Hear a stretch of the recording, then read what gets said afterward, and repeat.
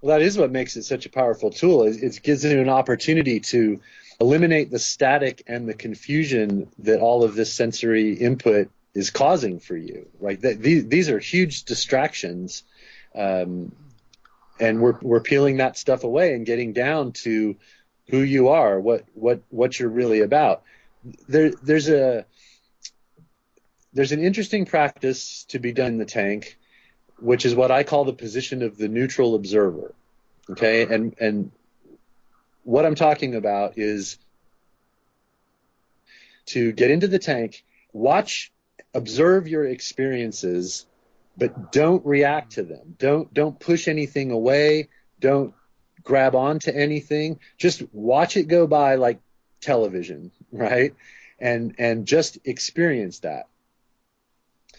The interesting thing that happens is you can actually experience yourself not having a thought for 20, 30, 40 minutes at a time.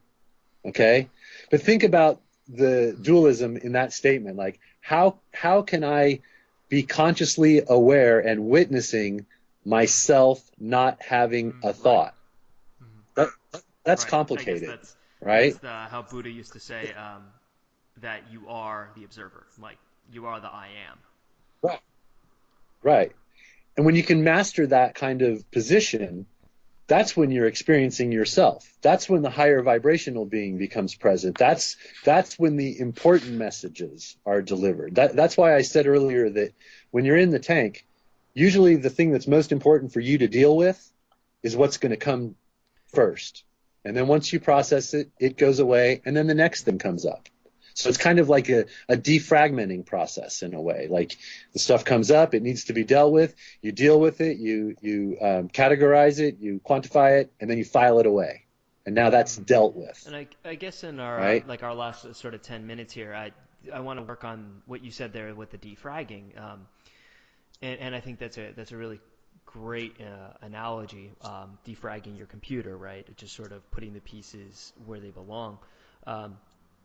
I believe that wellness is the base of performance, right? That it is on this continuum, but it is in essence what is fundamentally under performance. How has the tank helped besides the conscious aspects and the mental sharpness? What are some of the other ways it's helped you become more well and or perform better, whether it be measurable things like endocrine function or heart rate, or just other ways maybe it's made you more well. Okay, so right, we talked a little bit about the endochromatic reaction. We talked about the production of neurotransmitters. So these are obviously affecting creativity and cognitive function, things that have you functioning mentally on a higher level. Some of the physiological effects of being in the tank are when you take away gravity. So let's kind of walk through this a little bit. You get what's called a vasodilatory effect. So your vascular system dilates just because you took the gravity away. Okay, so you're getting better circulation. You're getting a lower heart rate because your heart's not having to push against gravity, and it's going through bigger plumbing, so you get lower blood pressure. Okay, so all of these things are beneficial. Better circulation, lower heart rate, lower blood pressure, lower respiratory rate because your oxygen is circulating through your system more efficiently and with less demand. You're laying there still, so there's not a lot of demand on feeding your muscles oxygen, right? So there's more opportunity for you to heal when you're in that kind of an environment. So that's why athletes are so drawn to the flotation tank, because they're doing faster healing, faster recovery times after hard workouts, competitions, and injuries, right? So from a physiological level, that's a benefit. It also affects how your body uses insulin. You're absorbing magnesium transdermally. So magnesium is what allows water to pass through the cell wall, right? So without proper magnesium level, you can't hydrate and you can't detoxify, right? So the transdermal absorption of magnesium sulfate, that's what Epsom salt is helping you function more efficiently in terms of detoxing and hydration and things like that. So it has a wide variety of benefits depending on the individual, what you need. are there any conditions in which it may not be beneficial?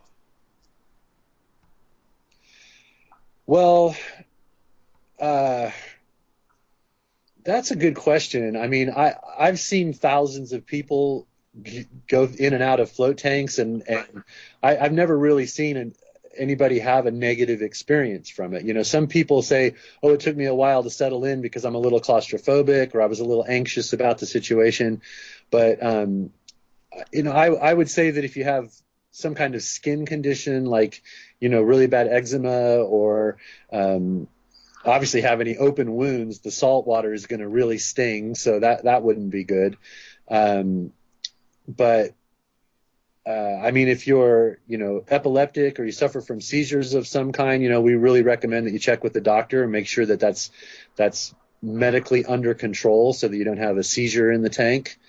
But otherwise, I mean, I think it's pretty good for everybody. It's really good for pregnant women. Fascinating. We actually pregnant women love it. They always come out and talk about how they feel like they were floating with their baby, and they talk about how that must be what it's like in the womb. And we actually have pregnant women roll over on their stomach. We don't advise the general population to do that, but, you know, we provide these little pillows to put under your neck to float your head if you're having neck discomfort.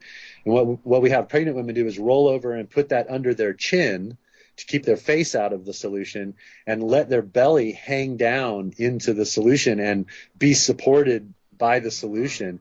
And it really helps them to relax those muscles and their hips and their back and things like that. So it's pretty beneficial in those ways as well.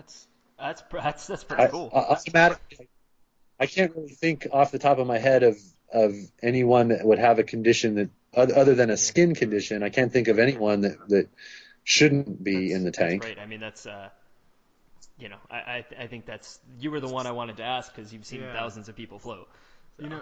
You know, side note, I think ritualistically and traditionally, we've had all these ways of getting to self-awareness. Like tribal cultures have had, you know, either some sort of medicine, ethnogenic medicines that help them get to higher levels of consciousness or awareness. And over time, I feel like these rituals and these processes of getting to know oneself, or discover your personal power, so to speak, has kind of been pushed away. But this is a great way, a great medicine, really, coming back into the forefront of our lives. And I think it's so cool that you're bringing this here to Austin. And it is here in Austin, and people get to experience it. I think it is medicine. And when people can get to view it as a medicine, I think it can really change people's lives. I couldn't agree with you more. I mean, especially in Western culture, I mean, we don't have meditation practices, we don't have breathing practices, we don't have yoga practices. Like we are more and more becoming stripped of those kind of healthy practices, and also ritual.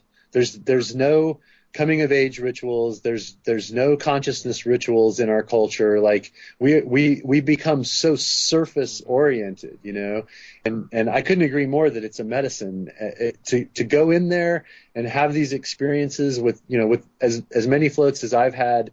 I can't say enough about the kind of ritual aspect of having a regular floating practice. That's one of the things that I learned in my 100 consecutive floats, was that the quantity of your floats is not nearly as important as the regularity. Okay, so what I realized, that there's no need to do 100 floats in a row. It's more important that you float on a regular basis. So if you can float once a week, then try to make it so that every Friday afternoon at 4 o'clock I float. If it's twice a month or once a month or whatever you can do, programming your brain to know, hey, first Monday of the month, I go float. That's my time to let go completely, relax that deeply, achieve the states of consciousness that come along with this, and all the physical, physiological, and mental benefits of doing this practice. Regularity is the key, not quantity. It's like programming your computer to defrag regularly. You know, it anticipates it. Where else? Because we've talked a lot about being in Austin, and we're really beneficial. But where else have you placed some of these flow centers, or where else can other people? Because our listeners are all over. Could people explore this? It's an industry that's growing very, very fast. There's probably 250 or 300 float centers that are open and operating in the United States right now, and I know of about 300 more that are trying to open. So I do a lot of consulting with people from all over the world that are trying to open float centers. Like, I'm helping open float centers in South America, in Thailand, in Australia, in China, in Europe. Like, it's happening all over the planet. What I would recommend is, wherever you are, start with there's a website called floatationlocations.com. So it's plural, floatationlocations.com. They're really up to date, and you can find a float center wherever you are. They'll help you find the closest one. Great. Is there anything besides the word flotation that if people are looking in their area or Googling, are there any other words that are good keywords to search? Or is that it? Sensory deprivation, flotation tanks, float tanks. Those are probably your best bets. So I think we're gonna wrap it up. I just want to thank you so much for taking the time to just spread a little bit more about I can tell not only you're passionate about what you love to do, but it's the benefit that you can spread to other people. I think is very powerful. So thank you for spending your time with us. Where can people find out more from you, or what you're up to, or catch up with you?